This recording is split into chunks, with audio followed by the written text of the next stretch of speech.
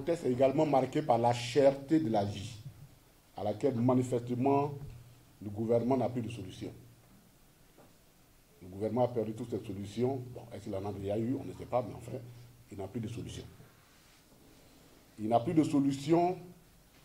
Et donc,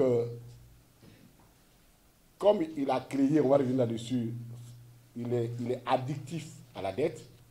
Ne pouvant plus rembourser la dette, il se force à récupérer dans la poche déjà trouvée des Ivoiriens ce qu'il faut pour rembourser sa dette.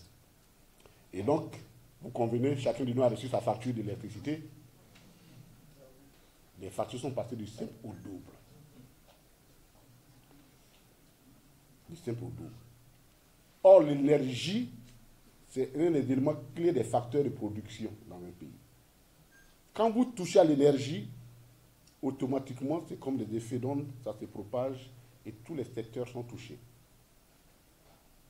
Et comme si ça ne suffisait pas, ils ne sont même plus capables de fournir de l'électricité aux Ivoiriens, puisque nous sommes rentrés maintenant dans une période de délestage.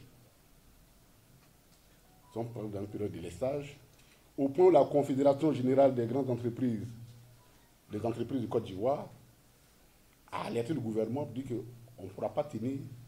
On est obligé, parce que ça a un impact direct sur notre travail, notre production, on est obligé de diminuer, ça aura un impact sur le coût de la vie.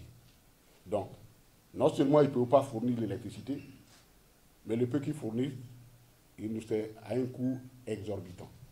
Ils n'ont même pas le courage de nous donner, je ne sais pas si vous avez vu les factures, ils mettent en bas, nouveau tarif conformément à l'arrêté tant. C'est tout. On ne sait pas où est l'arrêté. On ne fait rien de tout ça. Et c'est dans ça que nous vivons dans ce pays-là. Et ce délestage, les prévisions les plus optimistes disent c'est au moins sur 1 an. C'est sur au moins 1 an, parce que les producteurs d'énergie thermique qui sont Azito et autres, Cyprel, ils ont des soucis. Ils ont perdu 22,8% de leur capacité de production. Et donc, évidemment, la situation est là. Donc voilà la Côte d'Ivoire du RHDP. Mais, comme si c'est pour narguer les Ivoiriens, alors qu'on augmente les charges des ménages pour pouvoir supporter, parce qu'ils ne peuvent plus tenir, mais qu'on a parlé de l'électricité, il ne faut pas oublier les impôts. Pour ceux qui ont reçu les fiches d'impôts fonciers, ils savent qu'également l'impôt foncier a augmenté de façon inhabituelle. Mais pendant ce temps, qu'est-ce qu'ils font? Ils continuent de nommer des ministres. Ça, excusez-moi quoi, à la limite, ça ressemble à du mépris. Vous souffrez, ça c'est vos problèmes. Mais moi, je nomme qui je veux. On continue de nommer. Déjà dans un exécutif hypertrophié, au lieu de le dégraisser,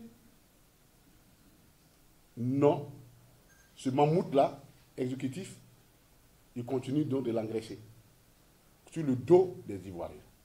On ne peut pas dire à des Ivoiriens, on est dans un pays, la vie est chère, en même temps croître les charges de l'État. Ça a un problème là-dessus. Si ça c'est de l'économie, ça on ne nous a pas encore appris ça dans une école d'économie. Si ce n'est pas de l'économie, alors c'est du mépris pour les Ivoiriens.